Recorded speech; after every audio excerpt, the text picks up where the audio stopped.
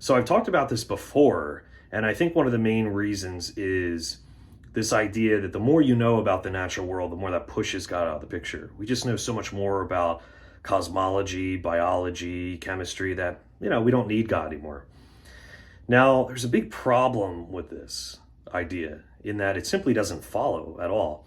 Say 200 years ago, we knew a lot about the paint on a car, and we know about the tires and how it steers, but we don't know anything about how the engine works. Fast forward 200 years later, we know a lot about the engine. We know how it functions. We know what it needs to function.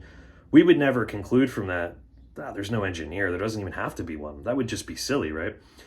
And it's the same thing with science. The more we know about the natural world, that's just unraveling the creation of God.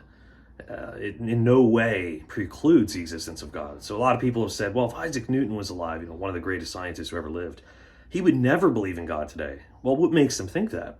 It's the idea that we just know more about the natural world. But I would argue he would be a believer in God because of all the discoveries we're making. It's just unraveling the engineer behind creation.